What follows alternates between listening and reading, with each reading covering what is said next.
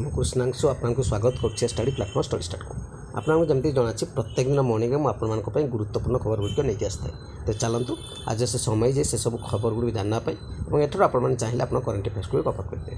ପ୍ରଥମ ଖବର, କେନ୍ଦୁଝର ଜିଲ୍ଲା ଘଟଗାଁ ବ୍ଲକ ଅଞ୍ଚଳରେ ଅଧିଷ୍ଠାତ୍ରୀ ଦେବୀ ମା ତାରିଣୀ ମନ୍ଦିର ନିକଟରେ ଥିବା 8ଟି ଭୋଗ ଦୋକାନରେ ନିଆଁ ଲାଗିଯାଇଛି ଏବଂ ଲକ୍ଷାଧିକ ଟଙ୍କା ସମ୍ପତ୍ତି ନଷ୍ଟ ହୋଇଛି।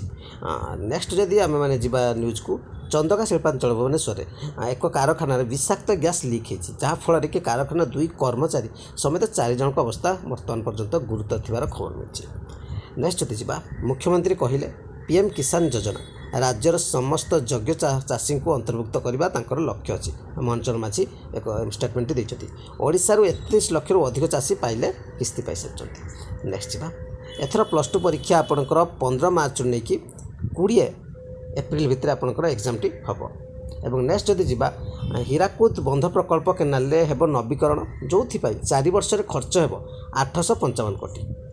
ନେକ୍ସଟ ଯଦି ଯିବା, ମହାରାଷ୍ଟ୍ର ଗସ୍ତରେ ପ୍ରଧାନମନ୍ତ୍ରୀ ଯାଇଛନ୍ତି ଏବଂ ମୋଦି 56,000 କୋଟି ପ୍ରକଳ୍ପର ଶିଳାନ୍ୟାସ କରିବା ସହିତ ଉଦ୍ଘାଟନ କରିଛନ୍ତି। ମେଘାଳୟରେ ଆକସ୍ମିକ ବନ୍ୟା ଆସିଛି, ଯେଉଁଥିପାଇଁ 10 ଜଣଙ୍କର ମୃତ୍ୟୁ ଘଟିଛି। ତ ଯଦି କହିବି ଇମ୍ପୋର୍ଟାଣ୍ଟ ନ୍ୟୁଜ୍ ଆଜି ଏତିକି ହିଁ ଅଛି। ଚ୍ୟାନେଲ୍ ପ୍ରଥମ ଥର ଭିଜିଟ୍ କରିଥିଲେ ଚ୍ୟାନେଲ୍ ସହିତ ଯୋଡ଼ି ହୋଇଯିବେ, ଆଗକୁ ଏମିତି ହିଁ ନ୍ୟୁଜ୍ ମାନେ ଅପଡେଟ୍ ପାଇବା ପାଇଁ। Thank you.